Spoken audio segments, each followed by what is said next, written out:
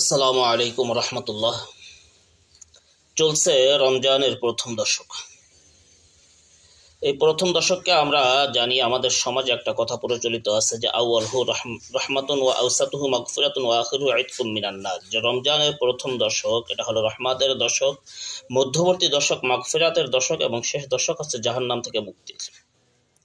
কিন্তু এই হাদিসটি জয়ীফ তথা একটা দুর্বল হাদিস।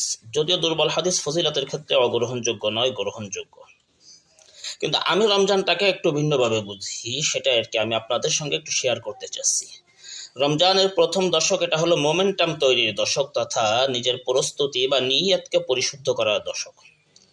আমি এখানে যেটা লিখছি শিরোনামেও দেখেন যে লিখছি যে রমজানের প্রথম দশক এটা হলো নফসকে ভাঙ্গা এবং নিজেকে গড়া, তাহলে শেষ দশকে ওড়া যাইতে পারে বা উড়তে পারবে না। কেননা রমজানের প্রথম দিকে আমাদের বেশ কিছু প্রতিকূল পরিস্থিতির মধ্য দিয়ে যাইতে হয়। প্রথমত ঘুমের সঙ্গে আমাদের একটা লড়াই করা লাগে, দ্বিতীয়ত ক্ষুধার সঙ্গে লড়াই করা লাগে, তৃতীয়ত রোজা রেখে শেষ বিকালে মেজাজ খিটখিটে থাকে তথা রাগের সঙ্গে লড়াই করা লাগে। কিন্তু শেষ দিকে যে এই ক্ষুধার যন্ত্রণা এতটা অনুভূত হয় না বা রাগের সঙ্গে এতটা লড়াই করা লাগে না। অনুরূপভাবে ঘুমের সঙ্গে এরকমভাবে কি বলে যে ঘুম নিয়ে এতটা টেনশন করা লাগে না, একটা অভ্যাস হয়ে যায়। সুতরাং রমজানের প্রথম দশক হলো শেষ দশকের এতেকাফ। শেষ দশকের জন্য আল্লাহ রাব্বুল আলামিনের কাছ থেকে আমরা গুনাহ মাফ করায় নিতে পারি এবং এরকমভাবে ঈদগাহ থেকে যেন মাসুম হয়ে বের হতে পারি, তার একটা প্রস্তুতির বিষয়। রমজানের প্রথম দশককে যদি রহমত ধরে নিই, তাহলে রহমত অর্থ শুধুমাত্র দয়া বা অনুগ্রহ বা আবেগ এটা নয়। কুরআনে কারীমের ভিতরে আল্লাহ রাব্বুল আলামিন যত জায়গায় রহমত ব্যবহার করেছেন, তার ভিতরে অনেক জায়গায় আল্লাহ রাব্বুল আলামিন রহমতকে ব্যবহার করছেন দিক নির্দেশনা বা সংশোধন হিসেবে।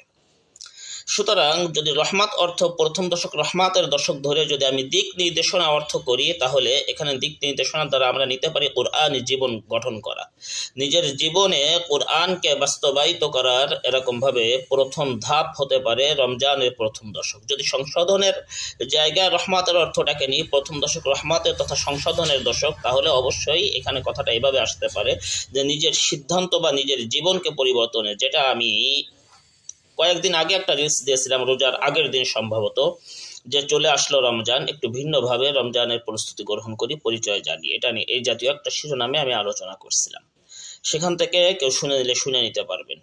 সুতরাং আমাদের করণীয় রমজানের প্রথম দশকে বেশি বেশি করে এরকমভাবে দোয়া করা, আল্লাহ রাব্বুল আলামিনের কাছে বেশি বেশি তিলাওয়াত করা এবং অবশ্যই রমজানের প্রথম দশক থেকে বাজারে যাওয়া একেবারে কমিয়ে দেওয়া, শেষ দশকে তো একেবারে নাই যাওয়া। কারণ বাজার, আল্লাহ রাসূল সাল্লাল্লাহু আলাইহি ওয়াসাল্লাম বলছেন যে এরকমভাবে আসমানের নিচে জমিনের উপর আল্লাহ রাব্বুল আলামিনের কাছে সব থেকে নিকৃষ্ট স্থান হলো বাজার। সুতরাং শেষ দশকে আমরা বাজারে যাবই না। যত প্রকারের প্রস্তুতি যেখানে যাই কিছু আছে, ঈদের বাজার সবকিছু শেষ দশকের আগেই করে রাখবো। বরঞ্চ উত্তম তো এটা যে রমজানের আগেই করে রাখা। যাই হোক, এখন যারা করতে পারিনি, এই যে কয়েকদিন বাকি আছে, যতটা দ্রুত সম্ভব আমরা এটা করে নিব। এবং এই যে রমজানের শুরুতে আমাদের একটা সমস্যা অনেকের ভিতরে দেখা দেয়, সেটা হলো যে মাথা ব্যথা বা মেজাজ গরম হওয়া বা ঘুমের সমস্যা। এগুলো আসলে কোনো প্রবলেম না, এটা হলো যে আমার আপনার নফস যে ভাঙতেছে এর একটা প্রমাণ। সুতরাং এগুলো নিয়ে চিন্তা করার প্রয়োজন নেই। এটা রমজানের শুরুতে আমাকে আমার নফসকে ভাঙতে হবে, নিজেকে গড়তে হবে, কোরআন তেলাওয়াত বাড়াইতে হবে, ইস্তেগফার বাড়াইতে হবে এবং বেশি বেশি আল্লাহ রাব্বুল আলামিনের কাছে দোয়া করতে হবে। এর মধ্য দিয়ে শেষ দশকে যেন আমরা সুন্দরভাবে এরকমভাবে বেশি বেশি ইবাদত করার মাধ্যমে শবে কদরকে এরকমভাবে লাইলাতুল কদরকে অর্জন করতে পারি, সেই প্রস্তুতি গ্রহণ করতে হবে।